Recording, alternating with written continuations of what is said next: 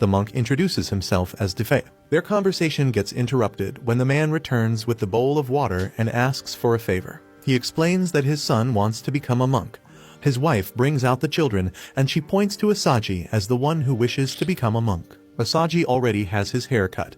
Siddhartha and Defei bring Asaji along on their journey. As they travel together, Siddhartha asks Defei about the scar on his left eye. Defei tells him that while he was meditating on a rock, some people came and provoked him by saying that asceticism was pointless. He argues back, explaining that asceticism's purpose is to go beyond limits and be reborn in the next life. One of the people challenges him, asking why he doesn't burn his eyes if there's meaning in suffering. After hesitating for a moment, he grabs the torch and shocks everyone by scorching his left eye with it. He explains to Siddhartha that he was told there's no meaning in self-mortification, so he burned his eyes himself to prove them wrong. Defei shares that the most impressive act of asceticism he witnessed was a man transforming into a beast, living a life in nature without desires and distractions. He believes pushing the limits of self-mortification will lead to a great reincarnation. According to Defei, the more suffering one endures in life, the better they will be reborn in the next life. Asaji, smiling, is behind them, lying with a butterfly. Defei suggests to Siddhartha that they should go to the ascetic forest. Siddhartha doesn't argue, but remains skeptical about it. Walking through the swamp, the trio wades in the water. Asaji follows closely, but injures his foot on a thorny vine at the bottom of the river. Crying out in pain, he loses his balance and starts to drown. Siddhartha dives underwater, rushing to Asaji, and swims back to the surface with him in his hand. From that point on, Siddhartha carries Asaji on his back for the rest of the journey. They traverse various landscapes, from a scorching desert to a mountaintop with a waterfall, and through a jungle. Pausing at a river, Siddhartha tends to Asaji's wound before continuing down a mountain path. They reach a village, stopping to meditate and receiving offered food from the villagers. Journeying at night, they encounter a group of men on horses. The leader, recognizing Defei from their past encounter, calls out to him. Siddhartha quickly intervenes, explaining that Asaji is sick and needs urgent treatment. Tada, the man who helped them, takes good care of Asaji. He prepares some medicine in a pot and gives it to Siddhartha for Asaji to drink, explaining it's the only medicine they have. Siddhartha then asks Tada to heat up a blade for him. Tada wonders why Siddhartha needs the blade, and he says it's to suck out the bad stuff from Asaji's wound. Siddhartha does just that, sucking out the yucky stuff and then using the hot blade to close up the wound. Asaji yells because it hurts, but he faints right away.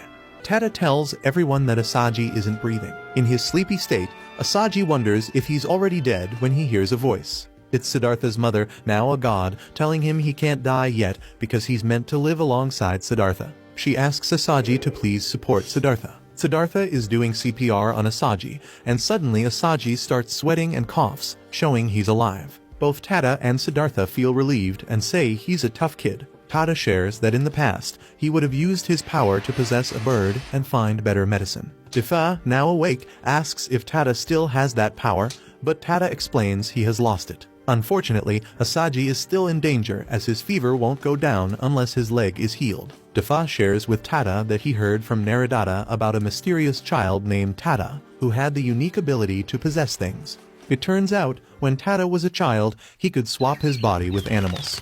For many years, he remained a child, and his body didn't age. However, once he lost his powers, he suddenly became an adult. Defei mentions hearing that Tada doesn't age, but Tada corrects him, saying he's an adult now. Just then, a blind lady enters the room and asks if Tada has returned. Tada informs her that he's home with 2 monks and a child. When Siddhartha speaks, Megala recognizes his voice and drops the logs in her hands upon hearing him. They knew each other from before. When Siddhartha was a prince, he fell in love with Megala after she saved him from bandits who were bothering him. They spent time together, and she took him around the village on a boat. Once, they fell into the river and started playing in it. When his father discovered their relationship, he ordered Megala to be executed. Siddhartha learned about this and burst into the throne room where his father was having a meeting. Filled with anger, he was ready to draw his sword against his own father. The guards and everyone else present pleaded with the young prince to calm down. Recognizing the seriousness in Siddhartha's eyes, the king suggested an alternative. He proposed that if Siddhartha married Princess Yasudhara, he would free Megala. Siddhartha reluctantly agreed to the decision.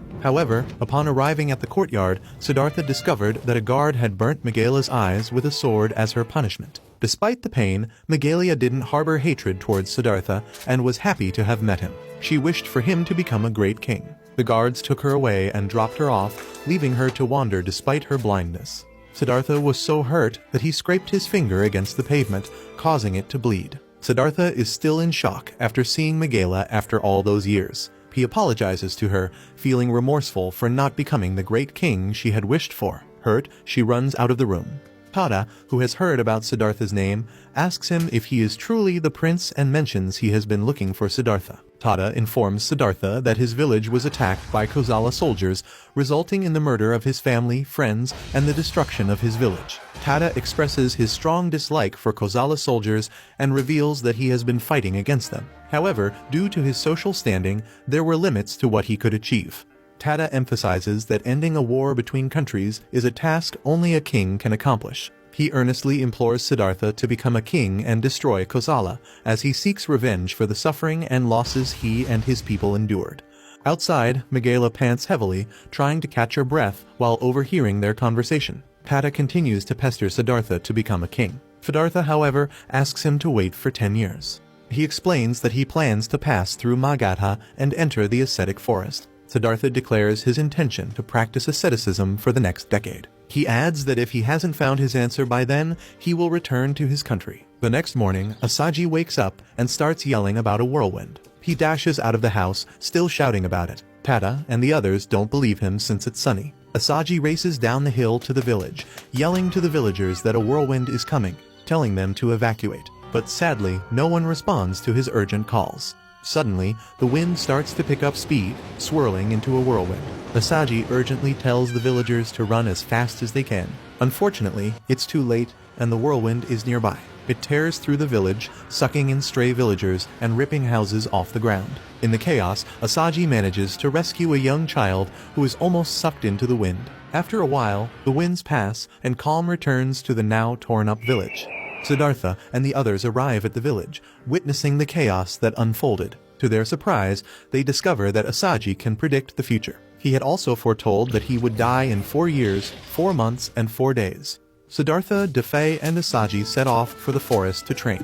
They journey across highlands, deserts, rice fields, villages, plains, and various other terrains until they reach their destination, the ascetic forest. In the forest, they observe various monks undergoing different challenges.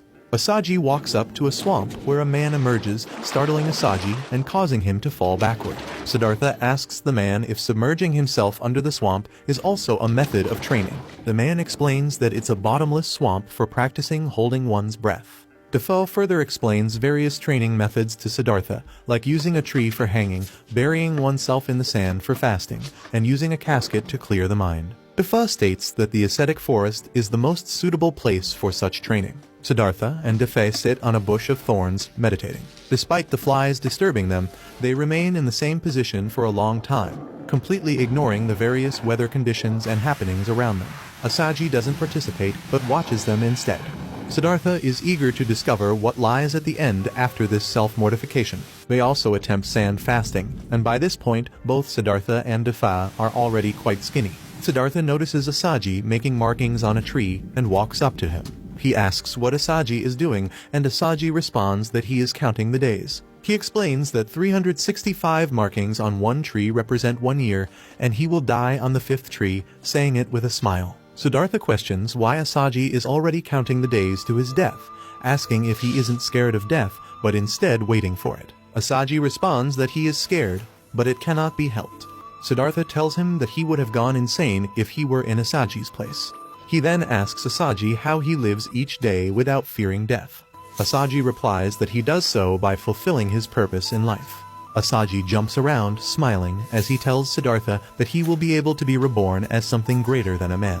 He adds that if Siddhartha fulfills his purpose, everyone will be saved. Siddhartha asks how he can do this, but Asaji just smiles in response. They continue their training, with Siddhartha going through the hanging, the casket, and doing the sand fast again while Defei is hanging. Defei keeps convincing him that agony and pain are their fastest ways to salvation. Siddhartha asks if Defei is suggesting he die in the process, to which Defei replies that it is the fastest way to cleanse themselves as the human body is corrupt. However, Siddhartha refuses the idea of dying. Defa says Siddhartha hasn't understood the meaning of asceticism and should just die instead, going as far as calling him a fool and suggesting he rot in hell. Siddhartha is scared but decides not to argue anymore. Meanwhile, Asaji continues marking the trees.